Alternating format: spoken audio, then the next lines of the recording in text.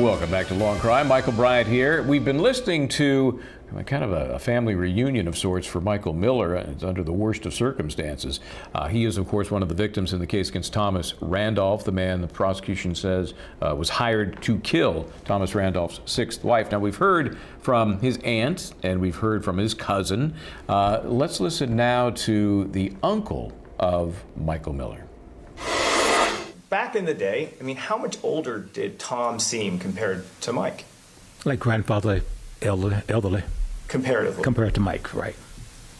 When you just observed kind of this, and your understanding is what? That he was kind of doing odd jobs for this guy? That's what he told me. He said, Mike would tell me that Tom was going to help him get some part-time work that he had, like a handyman type work. Okay. And as far as you know, from your nephew, did he have a prior career as a handyman as far as you knew? No. So when you see the number of times this guy shows up, when you see the conversations for hours outside the mailbox, when you hear the phone ringing, what was your thought about this relationship between these two? I couldn't think too much of it because Mike said that Tom liked him. Okay. He was trying to help him get work. So and you didn't want to read too much into it? I didn't want to read too much into it because I know he needed work. Okay. But putting that aside, did you think it was strange? Judge, objection. That's leading. He asked the question and didn't like the answer, so we did it. He just said he asked a leading question then. Counsel approach.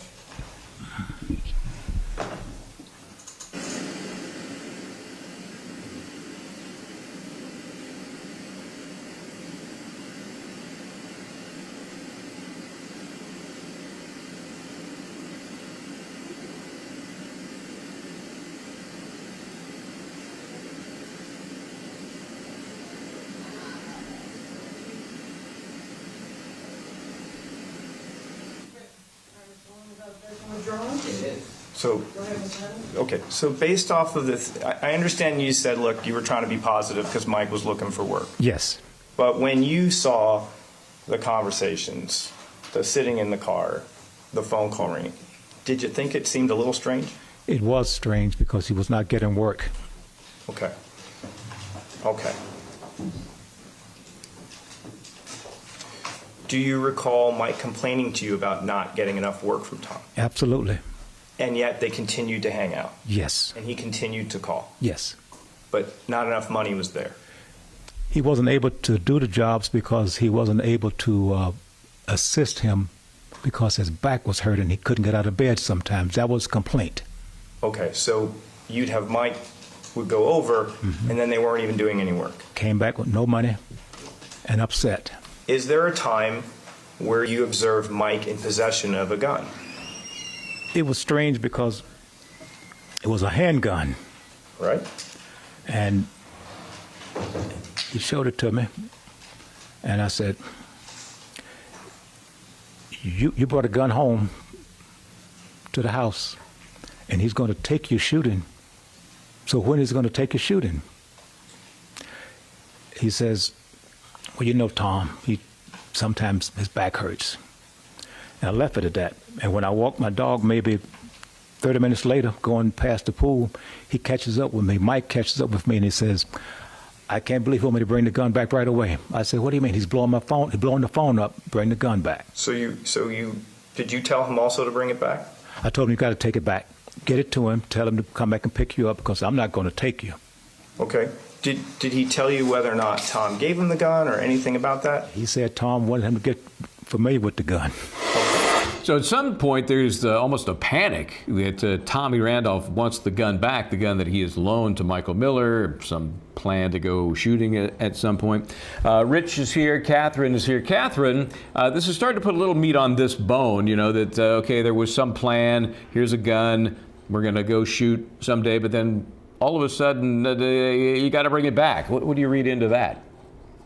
It's quite confusing as to why you'd loan and then bring it back. One theory would be that the defendant wanted Miller to have the gun, to get familiar with it and have his prints all over it, and then just bring it back to him.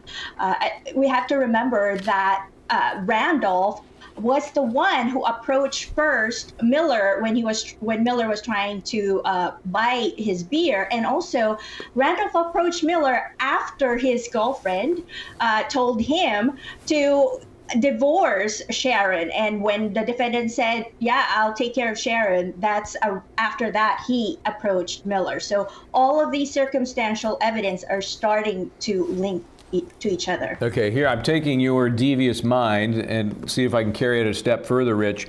So he gets the prints of Miller on this gun, right? Then later, when the crime unfolds, he actually kills Sharon, but uses the gun that has the prints of Michael Miller on it, and maybe he kills Michael Miller first. I don't think there's anybody that's going to be able to tell us who actually died first or who was shot first. What do you think? Yeah, that's definitely a plausible theory. You know, I'm not bothered at all by the fact that he uses Miller as a handyman. There's a lot being made about the fact that Miller wasn't all that handy and didn't know how to do things.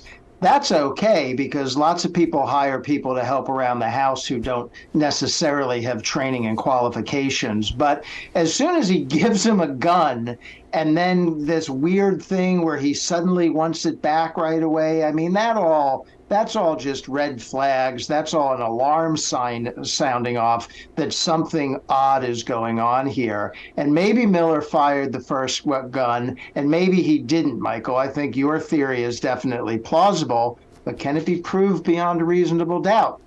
Yeah, in fact, it may create reasonable doubt if you aren't able to pinpoint exactly who shot what gun. If you can't put it in the right guy's hand, if the jury's left wondering, well, what did happen? Was it Miller shooting, or was it Randolph shooting with Miller's gun and he had the prints on? That's a problem. Katherine, you know, this whole idea that he was grooming, you know, Michael Miller for whatever purpose, either as a dupe or actually a killer, is fascinating to me, and it kind of matches up with the fact this guy had 6 wives and a girlfriend. Don't forget Lizzie.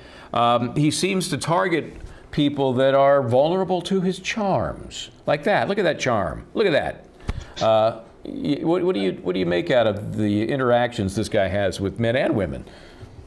It's consistent, like you said. He did prey with vulnerable men and women. Let's remember Sharon.